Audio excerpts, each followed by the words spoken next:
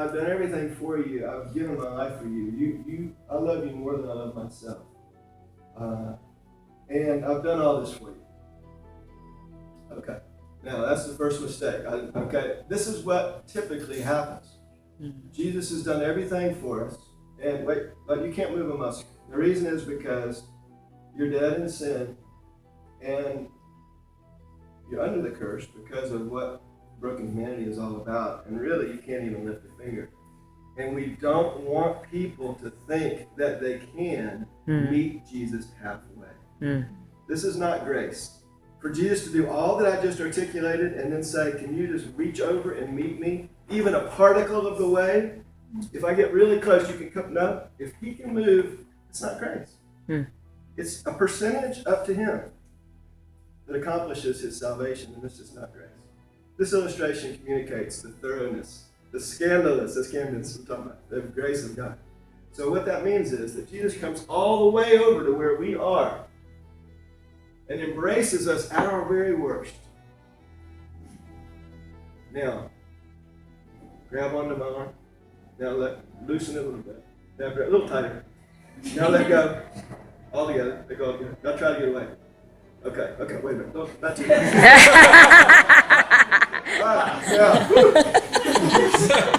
Point in all that is, whose grip fluctuated during this? His grip fluctuated. Does our grip fluctuate when it comes to our commitment to God? Okay. Oh my gosh, of course. Every day. Well, we need to celebrate the grip. Now, whose grip are we talking about? We're talking about this grip here?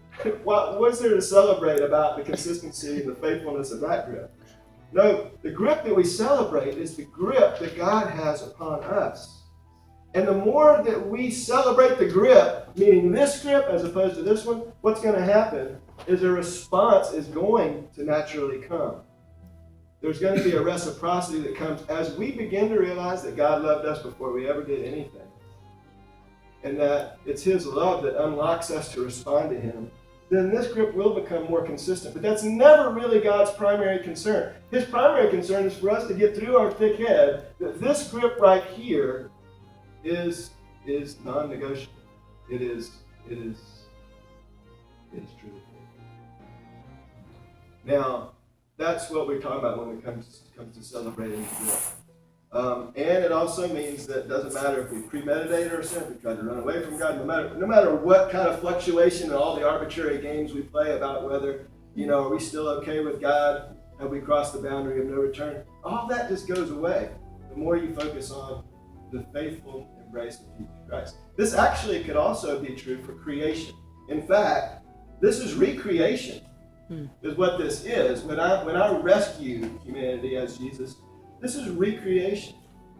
And it points us to what creation was, out of nothing. When we didn't do anything again, and Jesus Christ, in his image, in the image of Father, Son, Spirit, collected us into himself and included us in the Trinitarian life. It's creation. But we're not talking about creation except through redemption. That's how we learn about creation. I mean, if it was just creation out of Genesis, we'd just be like the Jews who just had that. And they wouldn't have the full scope of understanding. But we look through redemption to the grip that now we understand is recreation of the way we were originally created. So all this comes together when you focus on this grip. And so one of the things we can do at camp is we can just remind ourselves of that by going around and giving the Celebrate the Grip handshake. Hey, what's going on? He's got you. He's got you. So you said it to me too. He's got you. Can everybody do that with each other? Just one time. He's got you. He's got you. All right, that's all.